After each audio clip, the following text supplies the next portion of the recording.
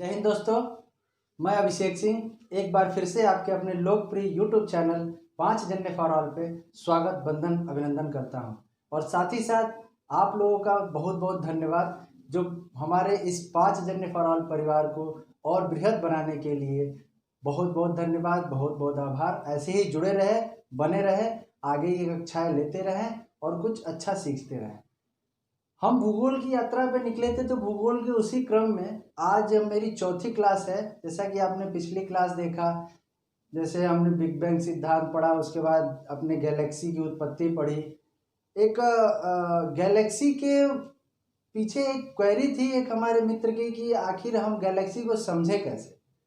तो मैं एक देसी जिसको लैंग्वेज कहते हैं, यानी कि अपने लोकल लैंग्वेज में मैं ये समझा दूँ कि गैलेक्सी, आप जो साइकिल का जो टायर होता है, आप अगर साइकिल के टायर को साइकिल से निकाल दें और उसको ज़मीन पे रख दें, तो वो अपनी धुरी पे, यानी कि जो उसकी धुरी होती है उसी पे वो रोटेट करता है। वैसे ही मानिए कि गैलेक्सी है, उसमें मैंने 3 सर्पिलाकार जो संरचनाएं बताई उसके बारे में भी समझ लें। एक धुरी है वो घूम रही है, एक उसी धुरी पे एक उससे छोटा टायर है, जैसे समझ लीजिए कि मोटरसाइकिल का टायर रख दें, और उसके एक उसी के धुरी पे एक स्कूटर का टायर रखते हैं। इससे क्या सिद्ध होता है? इससे ये सिद्ध होता है कि जो साइकिल का टायर है वो नौजवान तारे हैं, यानी कि जो बाहर की संरचना मैंने बताई थी वो नौजवान तारे हैं। जो मोटरसाइकिल का जो टायर रखा है आपने, वो युवा तारे हैं, जो कि सूर्य है, अपने परिक्रमा कर रहा है। तो सूर्य के साथ साथ जो भी तारे हैं वो युवा तारे हैं। और बीच वाले क्या? वृद्धावस्था बेचारे, चक्कर कम आनी चाहिए इसलिए बीच में बैठे हैं, कम चक्कर खाते हैं और आराम से अपना जीवन व्यतीत करते हैं, अंततः चल के ब्लैक होल में अब समाहित हो जाते हैं। तो उसी गैलेक्सी के एक छोटे से भाग को सोलर सिस्टम, यानी कि हमारे जो हम जहाँ रहते हैं, यानी कि हमारा गोला यानी कि पृथ्वी, हमारे पृथ्वी के साथ साथ और कितने भाई बहन बंधु मौसा मौसी हैं और उनके पिताजी कौन है, इनके बारे में हम अध्ययन करेंगे। यानी कि हमारे गैलेक्सी में जो असंख्य सोलर सिस्टम्स है, यानी कि असंख्य तारों का गुच्छ है, समूह है, उसमें से एक समूह जिसपे हमारा गोला रोटेट करता है, यानी कि हमारे गोला जिस तारे की परिक्रमा करता है उस तारे को लेते हुए हम अपने पृथ्वी का अध्ययन करेंगे। तो सोलर सिस्टम पढ़ने से पहले हम उसके ओरिजिन के बारे में जान लेते हैं। जैसे कि आपने बहुत सी परिकल्पनाएं देखी, ये भी परिकल्पना ही है, लेकिन जान लेते हैं कि कौन सी कारगर है कौन सी नहीं है। वैज्ञानिकों ने अपने अकॉर्डिंग परिकल्पनाओं की भी एक फहरिस्त लगा दी, 10, 12, 14 जितनी मन करे, जो वैज्ञानिक निकले एक एक परिकल्पना देता जाए, क्योंकि उससे उस टाइम टेक्नोलॉजी थी नहीं और अब उसमें संशोधन हो रहे हैं।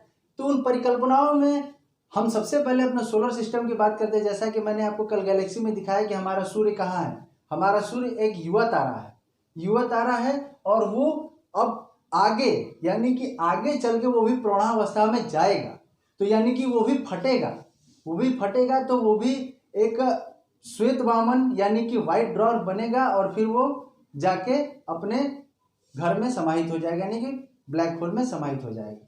तो कुछ परिकल्पनाएं दी, उसके बारे में थोड़ा थोड़ा जान लेते हैं। ब्रीफ नॉलेज में, बहुत अंदर तक नहीं जाएंगे, थोड़ा ब्रीफ नॉलेज में जानते हैं। जैसा कि आप देख रहे हैं अपनी स्क्रीन पे कि एक तारक सिद्धांत, जैसा कि मैंने बताया था कि गैलेक्सी में पिंडों के साथ साथ गैसों के भी गुच्छे हैं। तो एक महोदय थे जो कि कांट साहब थे, 1755 में इमैनुअल कांट साहब, जर्मनी से उत्पत्ति हुई इसकी, सबसे पहले इन्होंने ही परिकल्पना दी। जर्मन वैज्ञानिक थे इमैनुअल कांट साहब।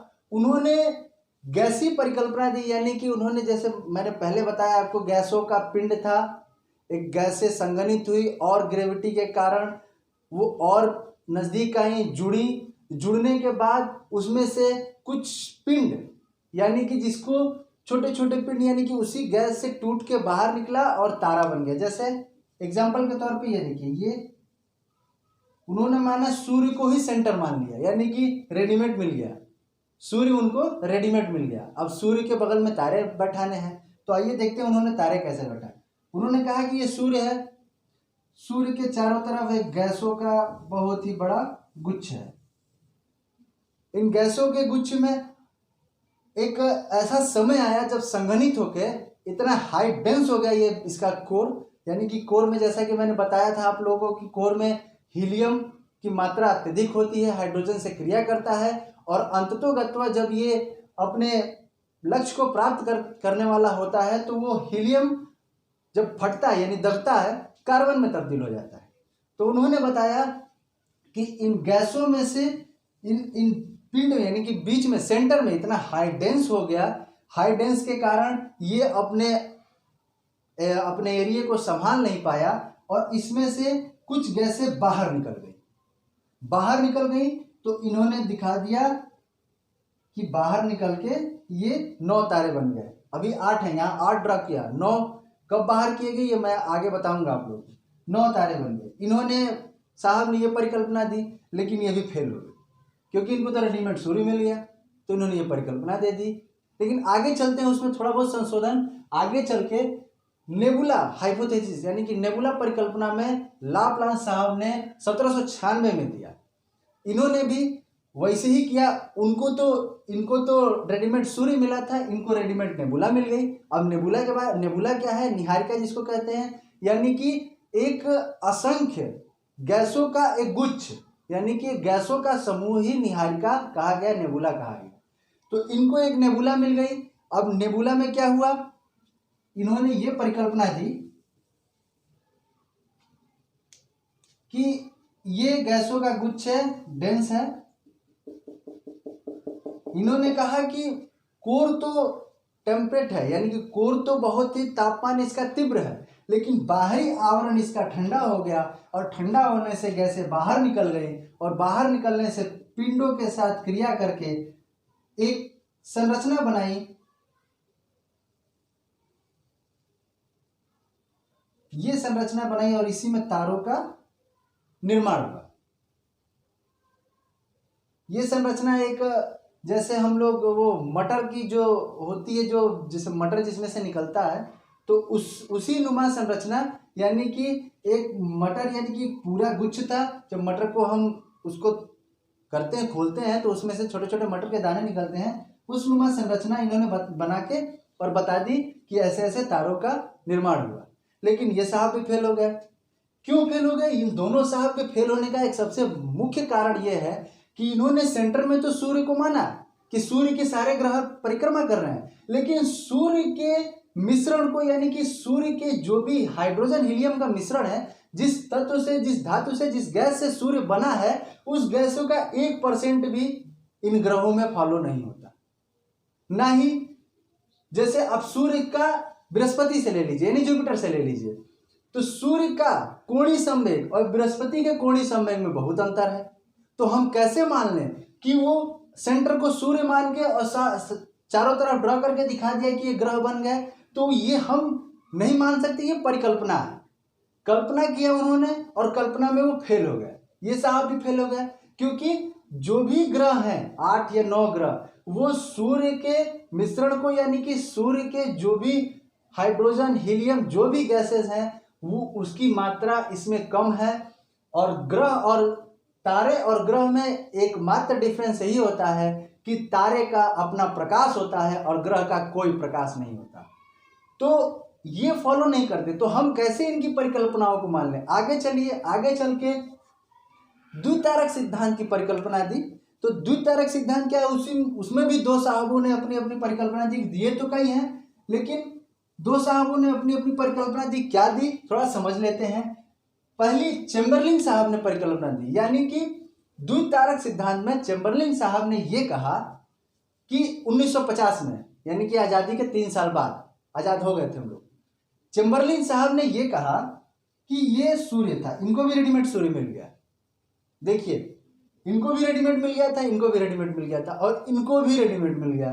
उन्होंने बताया कि ये सन है और सन में जो गैसेज हैं, वो गैसेज हाइड्रोजन हीलियम के रूप में है। हीलियम सेंटर में है, हाइड्रोजन बाहर है और ये ठंडा नहीं हुआ, ये भी जल रहा है। एक तारा जो कि इन्हीं के साथ, सूर्य के साथ भ्रमण कर रहा है। पता नहीं उनकी परिकल्पना कैसी थी कि वो तारा, जबकि गैलेक्सी का एक नियम है कि जो तारा, जो पिंड जिस ऑर्बिट पे परिक्रमा कर रहा है उसी पे वो अनवरत करता रहेगा। तो इन साहब ने बताया कि एक ये तारा था, एक इनसे बड़ा तारा आया, बहुत बड़ा आकार में। मैंने छोटा बनाया, एक मिनट, थोड़ा मार्कर वगैरह चल नहीं रहा। आकार में इसको मैंने छोटा ही बनाया, लेकिन कई गुना ज्यादा था, ये 20 गुना इससे ज्यादा था, ज्यादा बड़ा था। ये तारा सूर्य के नजदीक से गुजरा, सूर्य के नजदीक से यूं यूं गुजरा। गुजरने के कारण इसके जैसे ये सूर्य के नजदीक आया तो इसके मैग्नेटिक फोर्स से इसका आकर्षण हुआ। आकर्षण होने से जो बाहरी आवरण, सूर्य के बाहरी आवरण में जो हाइड्रोजन और हीलियम गैसेज हैं वो स्वतंत्र रूप से बाहर निकल गई। वो जैसे ही बाहर निकली, बाहर निकलने के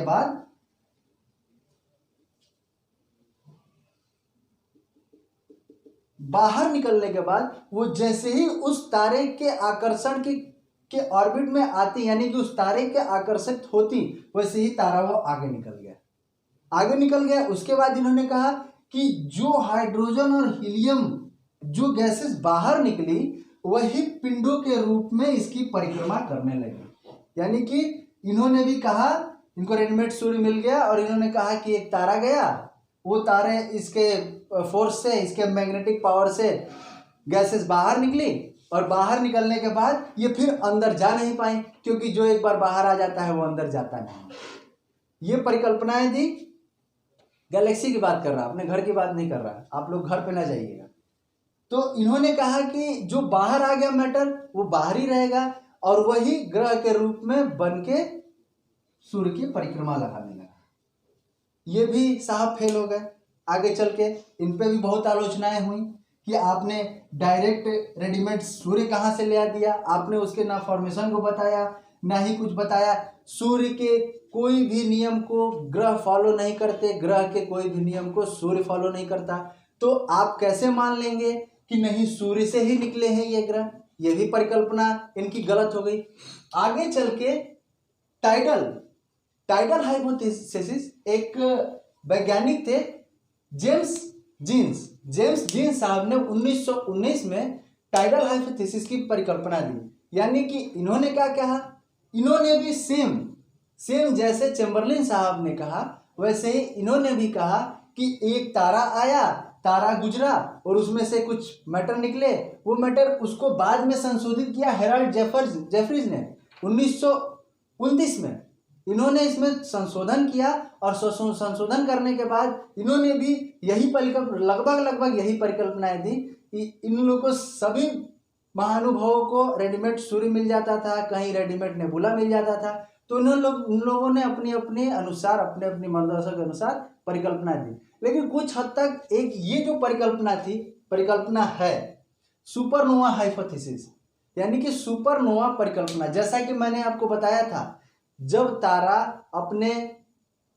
अपने स्टार्टिंग में होता है, यानी कि अपने गर्भ से जब बाहर निकलता है, यानी कि जब वो शैशवावस्था में होता है तारा, तो उसके बाद आते आते हाईली डेंस होते होते, यहाँ मैंने एक घटना आपको कल बताई थी कि सुपरनोवा की घटना क्या होती है।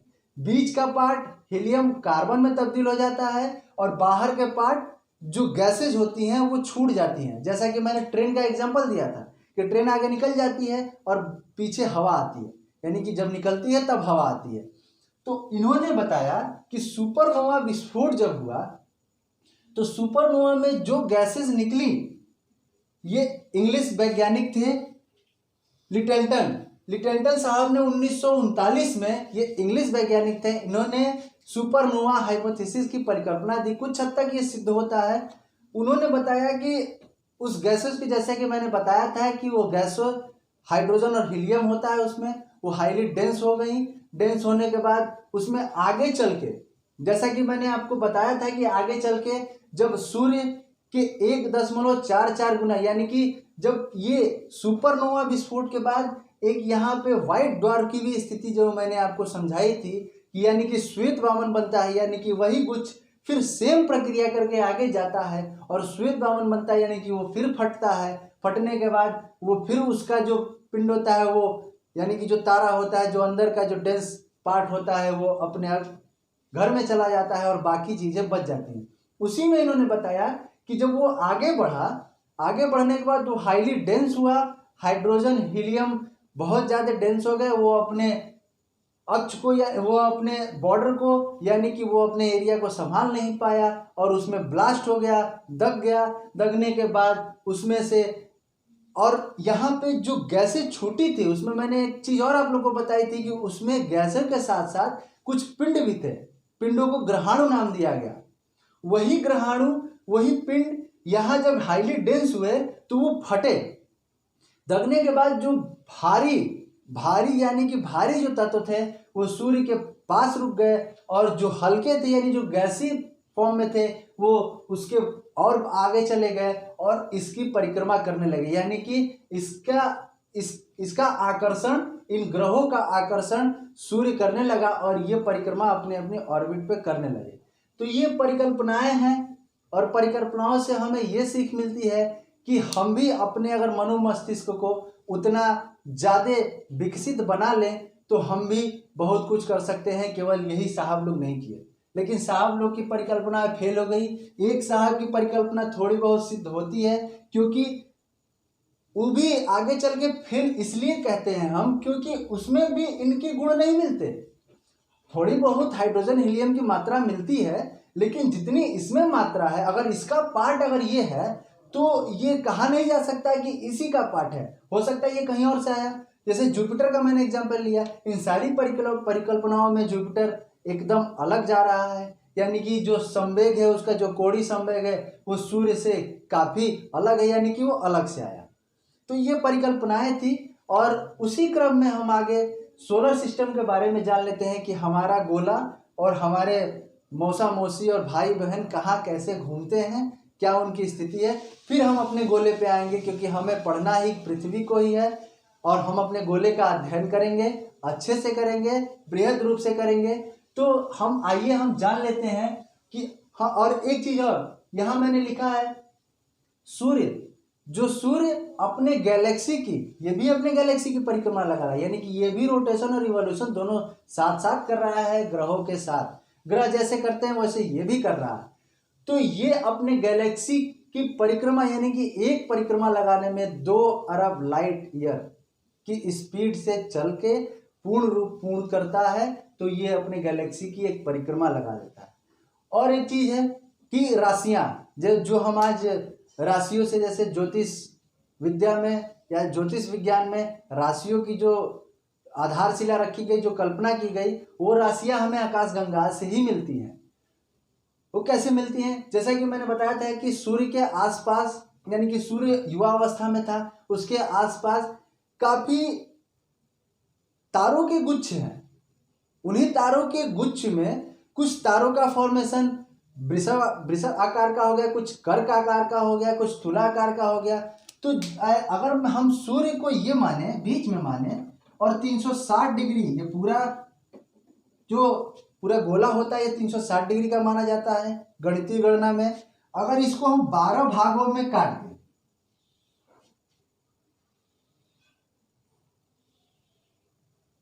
1 2 3 4 5 6 7 8,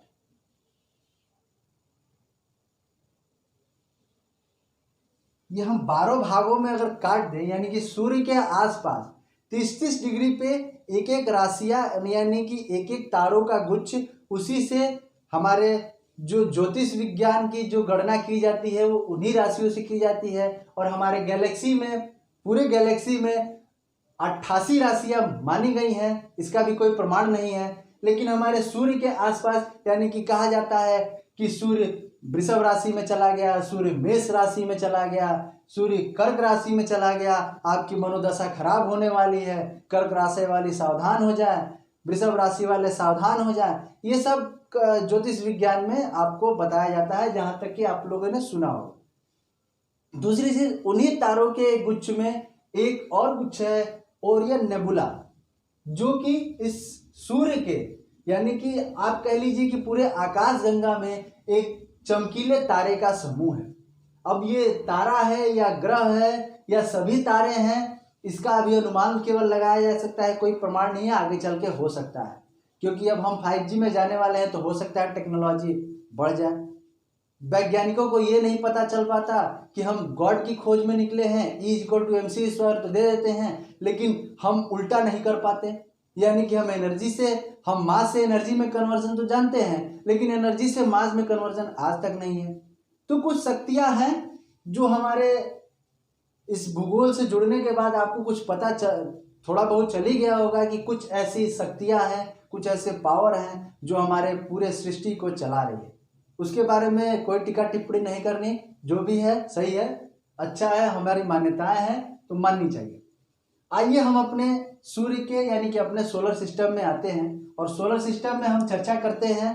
तो पहले स्टार्ट करते हैं तो सूर्य पे आते हैं और उसकी जो भी ग्रह हैं उन ग्रहों के बारे में भी जान लेते हैं। तो सूर्य, जैसा कि सूर्य एक तारा है, इसका अपना प्रकाश होता है, ग्रहों का कोई प्रकाश नहीं होता। ये जितने भी ग्रह हैं ये सूर्य से ही प्रकाश लेके प्रज्वलित होते हैं, यानी कि अपने प्रकाश, जो भी प्रकाश हमें दिखता है वो मिलता है। सूर्य का फॉर्मेशन हाइड्रोजन हीलियम का है, एटॉमिक बम्बार्डमेंट इसमें, यानी कि हाइड्रोजन नाभिक मिलकर एक हीलियम का निर्माण करते हैं और काफ़ी ज़्यादा मात्रा में इसमें प्रकाश प्रज्वलित होता है और ये भी अंत तो चल के ये भी ब्लैक होल में विलीन हो जाएगा, जैसा कि फॉर्मेशन इसका चल रहा है। युवा अवस्था में है सूर्य। तो सूर्य के बारे में कुछ देख लेते हैं। तो सूर्य के बाद सबसे चमकीला तारा, यानी कि हमारे जो ये अपने यानी कि अपने सोलर सिस्टम का से नज़दीक सूर्य के बाद सबसे चमकीला तारा साइरस यानी कि डॉग स्टार उसको कहा जाता है, और सबसे नज़दीक तारा प्रॉक्सिमा सेंचुरी जो कि सूर्य से 4.3 लाइट ईयर वर्ष दूर है। उसके बाद एक और नाम आता है ध्रुव तारे का, जो कि दूरी में तो काफ़ी ज़्यादा है, लेकिन इसकी इम्पोर्टेंस कैसे है? तो इसकी इम्पोर्टेंस पृथ्वी से है, यानी कि इसको पोलर स्टार कहते हैं। यानी कि पृथ्वी के पोल से, जैसा कि मैं आपको ये समझा दूँ, ये गोला है, ये अपना गोला है, ये अपना गोला है यानी कि पृथ्वी है। तो पोलर स्टार यानी कि अगर आप रात में खड़े होकर इस पृथ्वी की किसी भी स्थान से अगर उस तारे की तरफ, यानी कि वो सप्तऋषि का ही भाग है, जो कि सप्तऋषि हमें दिखते हैं, उन्हीं का एक तारा है ध्रुव तारा। तो आप पोल पे खड़े हुए या इक्वेटर पे खड़े हों, पोल पे खड़े होंगे तो 90 डिग्री का कोण बनाएगा, इक्वेटर पे खड़े होंगे तो 0 डिग्री का कोण बनाएगा। यानी कि जिस अवस्था में आप खड़े होकर देखेंगे और प्रत्येक रात्रि में वो एक ही जगह दिखेगा। क्यों? क्योंकि हमारी पृथ्वी भी घूम रही है, हमारी पृथ्वी अपने अक्ष के साथ साथ पृथ्वी सूर्य के ऑर्बिट पे भी, सूर्य के भी चक्कर लगा रही है, और वो भी तारे यानी कि तारों का समूह भी घूम रहा है। तो ध्रुव तारे को छोड़ के बाकी सारे सप्तऋषि के जो 4 इधर और 3 इधर यानी कि 2 इधर छोड़ के बीच वाला ध्रुव तारा, ये दोनों तीनों घूम के, किसी रात में आपने देखा होगा कि ये 4 इधर दिख रहे हैं, ये 2 इधर दिख रहे हैं, बीच वाला एकदम स्टेबल है, वही है ध्रुव तारा। तो ये पोलर स्टार कहा जाता है इसको, यानी कि बहुत ही चमकीला, हमारे पृथ्वी से दिखने वाला सब चमकीला तारा है यानी कि सूर्य के तरह तारा है। तो ये है ध्रुव तारा। आगे देखते हैं कि सन जो ग्रह हैं, ग्रहों में आपने देखा बुध, शुक्र, पृथ्वी, मंगल, बृहस्पति, शनि, अरुण, वरुण। अब प्लूटो साहब को बाहर कर दिया गया क्योंकि 9 ग्रह बने थे। तो प्लूटो साहब को बाहर इसलिए किया गया कि प्लूटो साहब ने सारी अपनी अपनी जो भी ग्रह की एक जो यानी कि उसका जो गुण होता है, प्लूटो साहब ने एक गुण से तौबा कर लिया। कौन सा गुण था? तो प्लूटो साहब ने 248 साल बाद वो आगे घूमते घूमते घूमते वरुण के ऑर्बिट में, यानी कि वो कहे कि अरे यार अब बहुत परिक्रमा अपने ऑर्बिट पर कर लिए, थोड़ा दूसरे रास्ते में भी चल लें, कुछ नया ही दिख जाए। और भाई साहब आए तो आए, उसी पे 20 साल तक टिके रह गए। तो खगोलविदों ने कहा कि अरे भाई ये तो बड़ा गड़बड़ है। तो इनको बाहर करने के लिए एक मीटिंग बुलाई गई 2006 में प्राग में, अंतर्राष्ट्रीय अंतरिक्ष सम्मेलन हुआ, जिसमें 150 से 200 हमारे खगोलविद यानी कि जो भी ज्योग्राफर थे उन्होंने भाग लिया। और उसके बाद ये निर्णय हुआ कि जो ब्रह्मांड का जो एक सिद्धांत है कि एक पिंड केवल अपने ऑर्बिट पे ही घूमेगा और घूमने के बाद वो केवल दूसरे ऑर्बिट पे जंबलिंग नहीं करेगा, और ग्रहों का भी यही सिद्धांत है। अगर आने वाले समय में अगर पृथ्वी भी किसी ऑर्बिट को क्रॉस करती है तो ये भी ग्रहों की श्रेणी से बाहर हो जाएगी, क्योंकि ग्रहों का और सारे पिंडों का एक सिद्धांत है कि वो अपनी ऑर्बिट पे घूमते हैं। तो उसी में नामों से जैसे आपको लग रहा है हिंदी में मैंने लिखा है, हिंदी में इसलिए लिखा है कि याद करने में आसानी होगी। कैसे, मैं आपको बता दूं। क्रमवार याद करने में आप सप्ताह के दिन गिनते हैं हाथ पे, तो बुध को मानिए पहला, बुध के बाद एक एक गैप करके आप सप्ताह के दिन लिखते जाइए। बुध के बाद बृहस्पति छोड़ दीजिए, शुक्र के बाद शनि छोड़ दीजिए, रवि, पृथ्वी पे हम रेस्ट करते हैं, आराम करते हैं, लेकिन पृथ्वी नाम दिया गया वैसे रवि के बाद सोम छोड़ दीजिए, मंगल के बाद फिर बुध छोड़ दीजिए, बृहस्पति के बाद शुक्र छोड़ दीजिए, शनि के बाद अरुण और वरुण। ऐसे आप लोग, एक आसान तरीका है इसलिए मैंने हिंदी में लिखा है, याद कर सकते हैं। दूसरी चीज, अब क्रम से तो बता दिया, अब ये तो छोटे छोटे गोले बनाए लेकिन ये इनसे बड़े हैं, तो कौन बड़ा कौन छोटा, तो आप कुछ ना सोचिए, समझिए, बस एक चीज ध्यान रखिए कि जो आखिरी के 4 हैं, यानी कि बृहस्पति, शनि, अरुण, वरुण, ये क्रमवार है। यानी कि सबसे बड़ा बृहस्पति, फिर शनि, फिर अरुण, फिर वरुण, उसके बाद अपना गोला यानी कि पृथ्वी के बाद शुक्र के बाद मंगल के बाद बुध। तो 4 गोले तो ऐसे याद हो गए, और बाकी 5वां पृथ्वी, दूरी के अनुसार तीसरा, और अपने आकार में 5वां, ये दूरी। अब दूरी की बात आ गई तो दूरी का कैसे आकलन किया गया कि पृथ्वी कितनी दूर है, तो भूगोलवेत्ताओं ने सूर्य से पृथ्वी की दूरी नापी, उसको 1 खगोलीय वर्ष कहा गया। 1 खगोलीय वर्ष में आप देख रहे हैं 93 मिलियन माइल्स होता है। 1 खगोलीय वर्ष की जो गणना की, यानी कि सूर्य से पृथ्वी की दूरी को 1 एस्ट्रोनॉमिकल ईयर माना गया, 1 खगोलीय वर्ष माना गया। तो 1 खगोलीय वर्ष की जो दूरी थी, उसकी जो दूरी है वो 93 मिलियन माइल्स किलोमीटर है। उसको 1 खगोलीय मान के और सभी ग्रहों को दूरी के हिसाब से आकलन किया। यानी कि जो बुध है वो सबसे नजदीक है, वो 0.39 खगोलीय ईयर दूर है। उसके बाद 0.72, फिर पृथ्वी के बाद मंगल 1.52, उसके बाद बृहस्पति 5.20, उसके बाद शनि 9.54, उसके बाद अरुण 19.2, और उसके बाद वरुण 30.1। यानी कि इसी क्रम में सूर्य से दूरी के हिसाब से, इसी क्रम में, पुराणों में तो बहुत सी कथाएं हैं, पुराणों में तो ऐसे सीक्वेंस में नहीं, बहुत सी कथाओं में अलग अलग सीक्वेंस इनका दिया जाता है, तो उसकी चर्चा न करके हम भूगोल के अकॉर्डिंग चलेंगे, भूगोल जो कहता है उसको मानेंगे। और हमारे ग्रहों में एक और खासियत है, वो देख लेते हैं। आगे के 4 ग्रहों को, यानी कि जैसा कि मैंने बताया, जैसा कि सुपरनोवा परिकल्पना में हमारे लिटल्टन साहब ने जो दी थी परिकल्पना, उसमें मैंने बताया था कि आगे के ठोस ग्रह थे, यानी कि स्थलीय ग्रह का नाम दिया गया, आंतरिक ग्रह कहा गया इन्हें। और आगे के जो 4 ग्रह हैं, आगे के 4 ग्रह क्यों? क्योंकि मंगल और बृहस्पति के बीच में एक क्षुद्र ग्रह की पेटी आती है। ये क्षुद्र ग्रह क्या है? तो वही स्वतंत्र पिंड है जो किसी फॉर्मेशन से बन नहीं पाए, और वो स्वतंत्र ही अभी हमारे ब्रह्मांड में घूम रहे हैं। उनका कोई माई बाप नहीं है, वो स्वतंत्र घूम रहे हैं। आने वाले समय में अगर कोई मिलता है तो उनके घर में वो शरण ले लेंगे। तो ये क्षुद्र ग्रह की पेटी है, काफी लाखों करोड़ों की संख्या में है, 1-2 नहीं है, लाखों करोड़ों की संख्या में ये क्षुद्र ग्रह की पेटी है। और एक पेटी ऐसी वरुण के बाद भी है जिसको कूपर बेल्ट का नाम दिया गया है। कूपर बेल्ट भी लगभग इन्हीं पिंडों के अनुसार, इन्हीं पिंडों की जैसे ही हैं। कूपर बेल्ट भी क्षुद्र ग्रह की पेटी है। तो आप याद रख सकते हैं, परीक्षाओं में आता है कि जो क्षुद्र ग्रह की पेटी है वो किन ग्रहों के बीच में है, तो आप टिक लगा सकते हैं कि मंगल और बृहस्पति के बीच में है। जो कूपर बेल्ट है वो कहाँ ब्रह्मांड में, यानी कि हमारे सोलर सिस्टम में पाया जाता है, तो वो वरुण के बाद पाया जाता है। और ये तो स्थलीय ग्रह हुए, और ये गैसीय ग्रह कहा गया। क्यों? क्योंकि इनका फॉर्मेशन गैस है, गैसीय फॉर्मेशन में ही ये ग्रहनुमा संरचना बना के और सूर्य के चक्कर लगा रहे हैं। तो ये गैसीय ग्रह, 4 जो बाह्य ग्रह हैं वो गैसीय ग्रह कहे गए, आंतरिक ग्रह यानी स्थलीय ग्रह कहे गए, यानी कि इस पे लैंड स्थल है, हम इस गोले पे रहते हैं, मंगल पे हम जा चुके हैं, शनि का भी अभी और ग्रहों पे जाना अभी जारी है, हो सकता है आगे भी कामयाबी मिल जाए हमें जाने के लिए, क्योंकि विज्ञान आगे जा रहा है, लेकिन कितना भी आगे चला जाए अभी इन सब परिकल्पनाओं को सिद्ध नहीं कर पाएगा।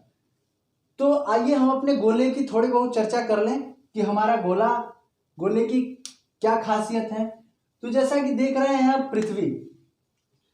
पृथ्वी का एक उपग्रह है चंद्रमा, प्राकृतिक उपग्रह, यानी कि इन्हीं क्षुद्र ग्रहों की तरह वो घूमते घूमते घूमते अपने घर को खोजते खोजते एक अपने माई बाप के पास चला आया, यानी कि माता पिता के पास चला आया और उनके चक्कर लगाने लगा।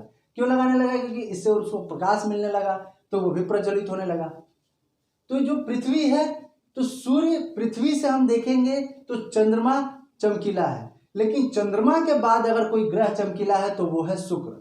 और शुक्र की एक और खासियत है, शुक्र और शनि एक यही 2 ऐसे ग्रह हैं जो पूर्व से पश्चिम की तरफ परिक्रमा करते हैं, बाकी सारे ग्रह पश्चिम से पूर्व की तरफ परिक्रमा करते हैं। अब पश्चिम पूर्व का अभी मैं बताऊंगा कि पश्चिम पूर्व की परिकल्पना क्या है। तो ये है शुक्र, यानी कि ग्रहों के मामले में पृथ्वी से दिखने वाला शुक्र सबसे चमकीला है, लेकिन उपग्रह में चंद्रमा हमारे यहाँ से सबसे ज्यादा चमकीला है।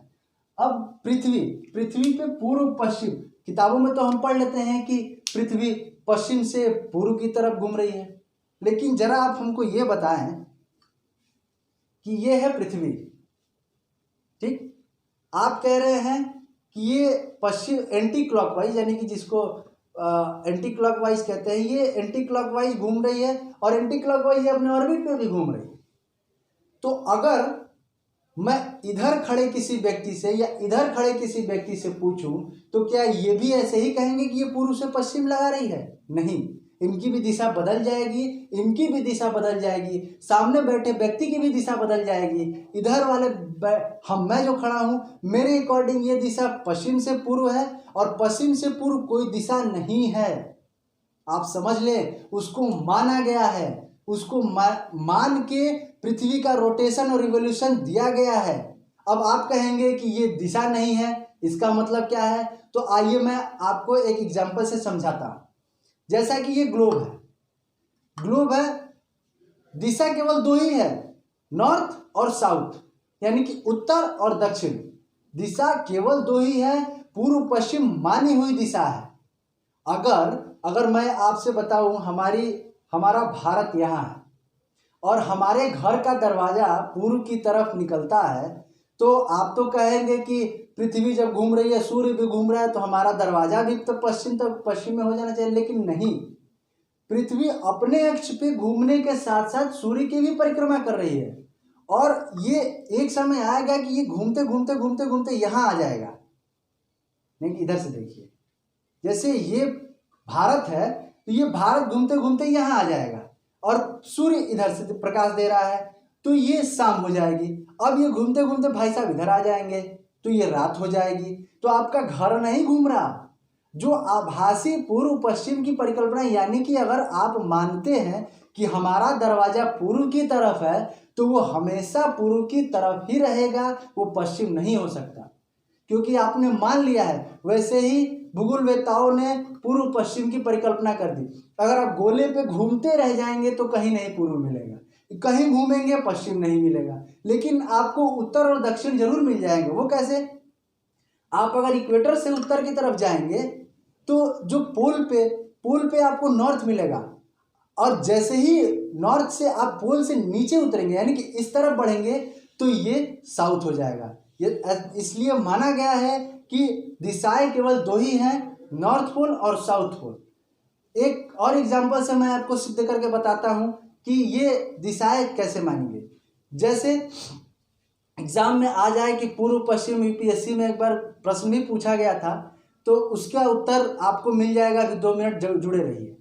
जैसे हम नॉर्थ पोल पे खड़े हो गए, अपनी घड़ी, यानी कि दाहिने हाथ में घड़ी पहनते हैं, घड़ी को ऐसे रख लिया, तो घड़ी को जब ऐसे रखेंगे तो घड़ी तो घूम रही है क्लॉकवाइज, तो आप पृथ्वी घूम रही है एंटी क्लॉकवाइज। तो आप वहां खड़े होकर ये कह सकते हैं कि पृथ्वी पश्चिम से पूर्व की तरफ घूम रही है, यानी कि एंटी क्लॉकवाइज घूम रही है, ना कि पूर्व से पश्चिम से पूर्व की तरफ। पृथ्वी एंटी क्लॉकवाइज घूम रही है। लेकिन अगर आप इसी घड़ी को आप अगर साउथ पोल पे ले आ देते हैं तो अब क्या हो गया, अब उल्टा हो गया। जो पृथ्वी एंटी क्लॉकवाइज घूमती थी अब आपको लगेगा कि ये क्लॉकवाइज घूम रही है। तो इसका उत्तर यही है कि according to pole, south pole पे पृथ्वी का घूर्णन कैसा है और नॉर्थ पोल पे पृथ्वी का घूर्णन कैसा है। मुझे उम्मीद है कि आप इस कॉन्सेप्ट को समझ, देखिए थोड़ा सा जटिल कॉन्सेप्ट है, समझने में समय लगेगा। आप एक दो बार इसको पढ़िएगा किताबों में तो आपको समझ में आ जाएगा। यानी कि आज एक सिद्ध होता है कि पूर्व पश्चिम दिशाएं मानी गई हैं। जब मैं अपने गोले के बारे में आऊँगा, अक्षांशीय देशांतर रेखाएं पढ़ाऊँगा, तो उसके बारे में मैं आपको विधिवत बताऊँगा कि पूर्व पश्चिम की परिकल्पना या फिर अपनी अक्षांश रेखा देशांतर रेखा है क्या, कैसे हुआ, क्या वो फॉर्मेशन हुआ, उसको मैं आगे बताऊँगा। तो ये था हमारा गोला और सोलर सिस्टम। अब अगली क्लास मैं अपने गोले पे ही आ जाऊंगा डायरेक्ट, यानी कि पृथ्वी पे, और पृथ्वी के बारे में चर्चाएं करेंगे। तो कैसा लगा अपने कमेंट में जरूर प्रतिक्रिया दीजिए और जुड़े रहिए और ऐसे ही स्नेह देते रहिए कि अगली वीडियो में मैं और ऊर्जान्वित होकर आपके सामने आऊँ। जुड़े रहिए, बने रहिए। जय हिंद।